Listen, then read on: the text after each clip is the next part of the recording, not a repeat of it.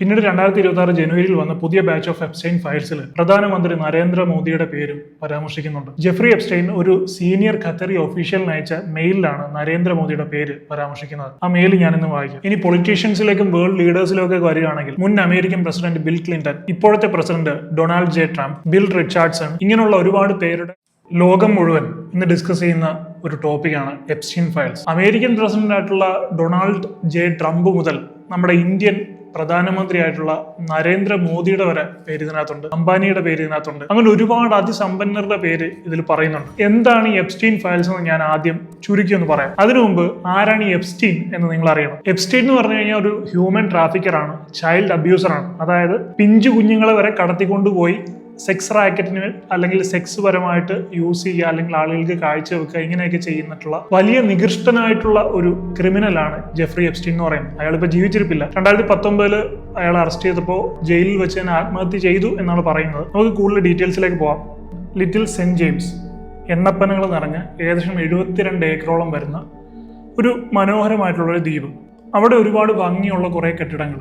ഈ ദ്വീപിന്റെ ആകെ മൂല്യം എന്ന് പറയുന്നത് ഏകദേശം $65 മില്യൺ ആണ്. ഇതിന്റെ ഓണറാണ് ജെഫ്രി എപ്സ്റ്റൈൻ എന്ന് പറയുന്ന ഈ കൊടും ക്രിമിനൽ. ഈ ദ്വീപിന്റെ ഭംഗിയോ കാര്യങ്ങളോ ഒന്നുമല്ല, ആ ദ്വീപിൽ നടക്കുന്ന പൈശാചികമായിട്ടുള്ള കുറ്റകൃത്യങ്ങളാണ് ലോക ശ്രദ്ധ പിടിച്ചു പറ്റിയത്. US-ന്റെ അണ്ടറിലുള്ള കരീബിയൻ ദ്വീപ സമൂഹത്തിൽ ഉള്ളതാണ് ഈ ഒരു ചെറിയ ദ്വീപ് എന്ന് പറയുന്നത്. പുറമേ നിന്നുള്ള ആളുകൾക്ക് പ്രവേശനമില്ലാത്ത ഈ ദ്വീപിന്റെ ഉടമയാണ് ഞാൻ നേരത്തെ പറഞ്ഞ പോലെ ജെഫ്രി എപ്സ്റ്റൈൻ. വലിയ വലിയ ബിഗ് ഷോട്ട്സും രാഷ്ട്രീയ നേതാക്കന്മാരും വരെയായിട്ട് വലിയ അടുത്ത ബന്ധമുണ്ടായിരുന്ന ഒരു ശതകോടീശ്വരൻ. അതായിരുന്നു ഇയാൾ ചെയ്തിട്ടുള്ള കുറ്റകൃത്യങ്ങൾ പുറത്തറിയുന്നവരെ ഇയാളെ കുറിച്ചുള്ള ലോകത്തിലെ ഇമേജ് എന്ന് പറയുന്നത്. 1953 ന്യൂയോർക്കിലെ ബ്രൂക്ലിനിലുള്ള ഒരു ഇടത്തരം ജൂത കുടുംബത്തിലാണ് ജെഫ്രി എപ്സ്റ്റൈൻ എന്ന് പറയുന്ന ഈ പൈശാചിക ക്രിമിനൽ ജനിക്കുന്നത്. 1974 മാൻഹട്ടനിലെ ഡാൾട്ടൺ സ്കൂളിൽ ഫിസിക്സും മാത്സും പഠിപ്പിക്കുന്ന ഒരു സ്കൂൾ അധ്യാപകനായിട്ട് ഇയാൾ ജോലിക്ക് കയറി. അതിനുശേഷം മതിയായിട്ടുള്ള യോഗ്യതകൾ ഇല്ലാത്തതിന്റെ പേരിൽ ഇയാളെ ആ സ്കൂളിൽ നിന്ന് പിരിച്ചുവിടുകയും ചെയ്തു. മാത്രമല്ല, പ്രായപൂർത്തിയാകാത്ത വിദ്യാർത്ഥികളോടുള്ള മോശം പെരുമാറ്റം, ലൈംഗികപരമായിട്ടുള്ള മോശം പെരുമാറ്റവും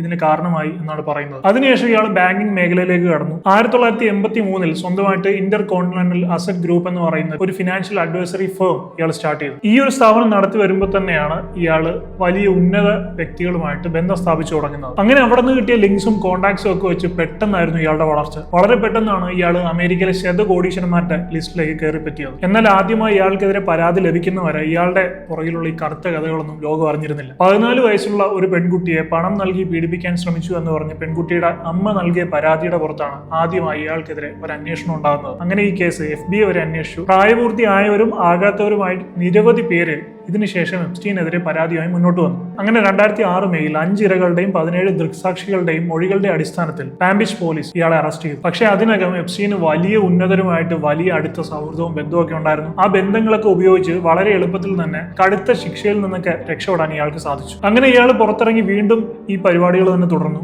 2019 വീണ്ടും ലൈംഗിക കുറ്റകൃത്യങ്ങളുടെ പേരിൽ അറസ്റ്റിലാകുന്നത് വരെ. പക്ഷെ അങ്ങനെ അറസ്റ്റിലായി ദിവസങ്ങൾക്കകം മാൻഹട്ടനിലെ ജയിലിൽ വെച്ച് ഇയാൾ ആത്മഹത്യ ചെയ്തു എന്നാണ് പിന്നീട് പുറം ലോകം അറിഞ്ഞത്. പക്ഷേ അവിടുത്തെ ഏറ്റവും വലിയൊരു വിരോധാഭാസം എന്ന് പറയുന്നത് ഇയാൾ ആത്മഹത്യ ചെയ്യുന്ന ദിവസം തന്നെ അവിടുത്തെ CCTV ക്യാമറകളും മറ്റൊന്നും പ്രവർത്തിക്കുന്നില്ലായിരുന്നു. അതുകൊണ്ട് തന്നെ എന്താണ് കൃത്യമായി സംഭവിച്ചത് എന്ന് ഇന്നും ലോകത്തിന് അറിയില്ല. ഇയാൾ ആത്മഹത്യ ചെയ്തു എന്ന് മാത്രമാണ് പലരും ഇന്നും വിശ്വസിക്കുന്നത്. മറ്റു പലരും പറയുന്നത് ഇയാൾ ആത്മഹത്യ ചെയ്തിട്ടില്ല, അതൊരു ഫേക്ക് ഡെത്ത് ആയിരുന്നു എന്നൊക്കെ പറയുന്നുണ്ട്. ഇയാൾ ഇന്നും ജീവിച്ചിരിക്കുന്നു എന്ന് മറ്റാളുകൾ പറയുന്നുണ്ട്. അങ്ങനെ എന്താണ് ശരിക്കും അവിടെ സംഭവിച്ചതെന്ന് ഇന്നും വ്യക്തമായിട്ട് നമുക്ക് പുറം ലോകത്തിന് അത്രയും അറിയില്ല. അങ്ങനെ ഇയാളുടെ ആത്മഹത്യക്ക് ശേഷം റീസെന്റ് വലിയൊരു ജനപ്രക്ഷോഭത്തെ തുടർന്ന് US court Epstein files full public ആക്കാൻ ഓർഡർ ഇട്ടു. അങ്ങനെ പുറത്തുവിട്ട ആ ഒരു ഫയൽസിൽ വലിയൊരു list of popular celebrities and political ലീഡേഴ്സിന്റെ പേരുണ്ട്. ആ ലിസ്റ്റിൽ പ്രിൻസ് ആൻഡ്രോ ഉണ്ട്, ആൻഡ്രോ മൗണ്ട് ബാറ്റൺ. ഇയാൾ സെക്ഷൽ അബ്യൂസ് ചെയ്തെന്നാണ് ആ ഫയലിലുള്ളത്. പക്ഷെ ഇയാൾ നിരസിക്കുകയും എന്നാൽ 2026 ജനുവരിയിൽ ഇറങ്ങിയ ഫോട്ടോസിൽ ഇയാൾ മറ്റ് സ്ത്രീകളുമായിട്ടൊക്കെ അവിടെ നിൽക്കുന്ന പല ഫോട്ടോസും പുറത്തിറങ്ങിയിട്ടുണ്ട്. അതുപോലെ Jean Luc Brunel, Alan Dershowitz, Glenn Dubin. ഇനി പൊളിറ്റീഷ്യൻസിലേക്കും വേൾഡ് ലീഡേഴ്സിലേക്കും ഒക്കെ വരികയാണെങ്കിൽ മുൻ അമേരിക്കൻ പ്രസിഡന്റ് ബിൽ ക്ലിന്റൺ, ഇപ്പോഴത്തെ പ്രസിഡന്റ്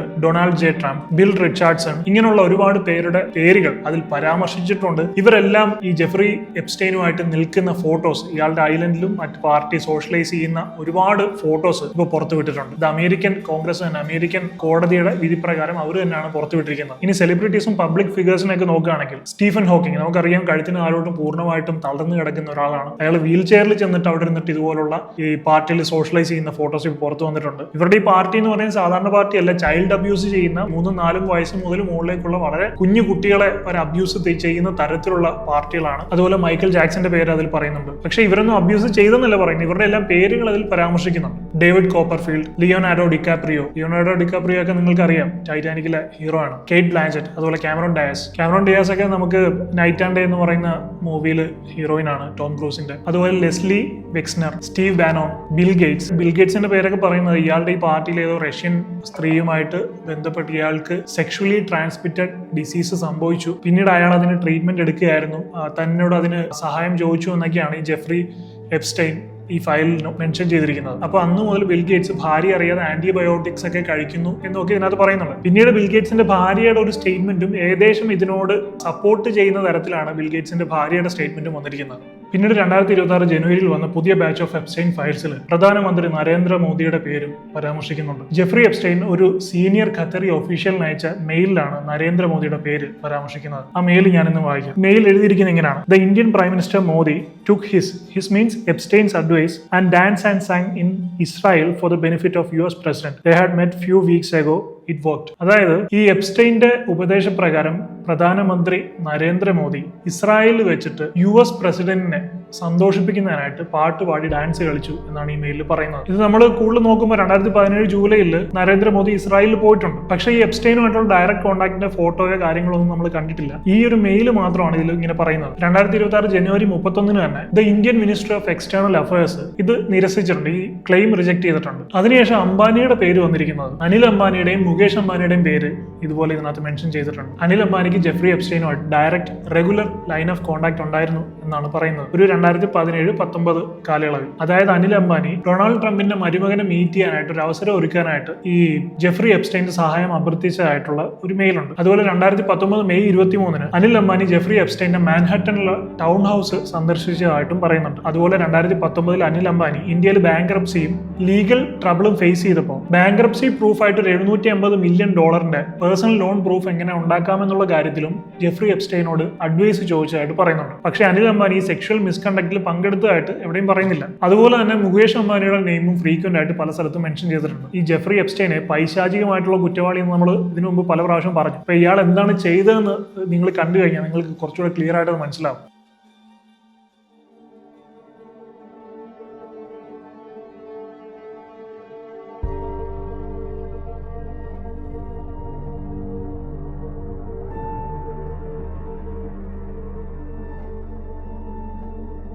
അതായത് ഇവരെല്ലാം പീഡോഫൈൽസ് ആണെന്നാണ് പറയുന്നത്. കുട്ടികളാണ് ഇവരുടെ മെയിൻ. പല കാര്യങ്ങളും നമുക്ക് ഈ റെസ്ട്രിക്ഷൻസും പോളിസിയൊക്കെ കാരണം മെൻഷൻ ചെയ്യാൻ പോലും പറ്റില്ല.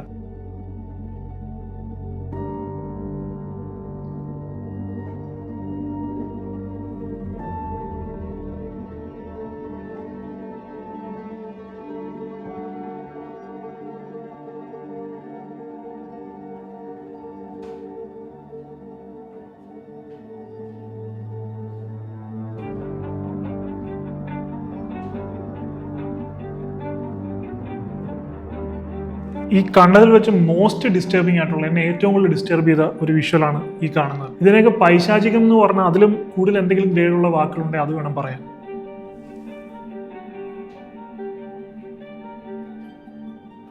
അതുപോലെ അമേരിക്കൻ കോർട്ടിന്റെ ഉത്തരവ് പ്രകാരം ഈ ജെഫ്രി എപ്സ്റ്റൈന്റെ ഇമെയിൽ ഇപ്പോൾ പബ്ലിക് ആക്കിയിട്ടുണ്ട്, അയാളുടെ മെയിൽ ബോക്സ്. അത് നമുക്ക് കാണാൻ സാധിക്കും. അത് ഞാൻ നിങ്ങൾക്ക് ഇവിടെ കാണിച്ചു തരാം. ജെമെയിൽ വേൾഡ് എന്നാണ് ഇപ്പോൾ ആ ഒരു സൈറ്റ് കൊടുത്തിരിക്കുന്നത്. ഞാൻ പറ്റുവാണെങ്കിൽ അതിന്റെ ലിങ്ക് താഴെ ഡിസ്ക്രിപ്ഷനിൽ കൊടുക്കാം, നിങ്ങൾക്കും കയറി വായിക്കാം. അപ്പൊ ഇതിൽ നമ്മൾ ട്രംപ് എന്ന് സെർച്ച് ചെയ്ത് നോക്കുമ്പോൾ ഒരു മെയിൽ നമുക്ക് കാണാൻ സാധിക്കും. അപ്പൊ ആ മെയിൽ ഞാൻ വായിക്കാം.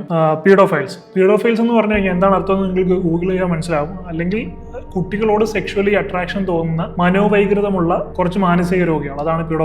I want to know how important you are to me. When I think of most of my valuable supporters, I don't think of the one who are necessarily the biggest donors. I think of ones who have been there for me since the day one. I think of the one who constantly fight back against the fake news media lies. You have never let me down, which is why I am proud to let you know that you have been identified as an official Trump MVP. All of you have to do is make a contribution of any amount and you will automatically reach MVP status and become an official Trump MVP. ഇപ്പൊ ഈ mail അയച്ചിരിക്കുന്നവരുടെ ഏറ്റവും താഴെ കൊടുത്തിരിക്കുന്നത് thank you Donald J Trump, president of United States. അപ്പൊ ഈ paedophiles എന്നൊക്കെ പറഞ്ഞ mail അയച്ചിരിക്കുന്നത് ഡൊണാൾഡ് ട്രംപ് ആണെന്നാണ് ഈ മെയിലിൽ നമുക്ക് മനസ്സിലാക്കാൻ സാധിക്കുന്നത്. ഓരോ രാജ്യത്തിന്റെയൊക്കെ തലപ്പത്തിരിക്കുന്ന എത്രത്തോളം മൃഗീയമായിട്ടുള്ള പൈശാചിക സ്വഭാവമുള്ള ആളുകളാണെന്നൊക്കെയാണ് നമ്മൾ ചിന്തിക്കേണ്ടത്. അപ്പൊ അതുപോലെ ഒരുപാട് ആളുകളുടെ ഫേമസ് ആയിട്ടുള്ള ആളുകളുടെ മെയിൽസ് നമുക്ക് ഇതിനകത്ത് കാണാൻ സാധിക്കും.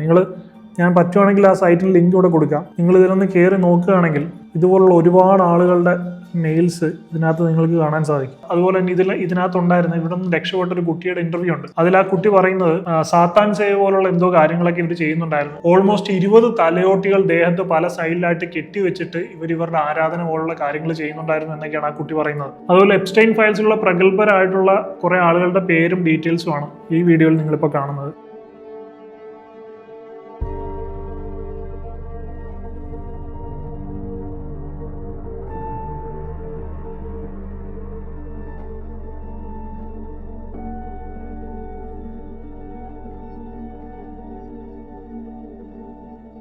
ഇനിയും ഒരുപാട് ഇതിനെപ്പറ്റി പറയാനുണ്ട്. ഞാൻ റീസെന്റ് ആണ് ഇതിനെപ്പറ്റി ഒന്ന് സ്റ്റഡി ചെയ്യാൻ തുടങ്ങിയത്. അത് മുഴുവനായിട്ട് കംപ്ലീറ്റ് ചെയ്തിട്ട് മറ്റൊരു വീഡിയോ നമുക്ക് ചെയ്യാം. പക്ഷെ എനിക്ക് പറയാനുള്ളത്, ഇതിൽ പറയുന്ന പല ആളുകളും ഈ പറയുന്ന സെക്ഷൽ ആക്ടിവിറ്റികളായിട്ടൊന്നും ബന്ധപ്പെട്ടിട്ടില്ലായിരിക്കാം.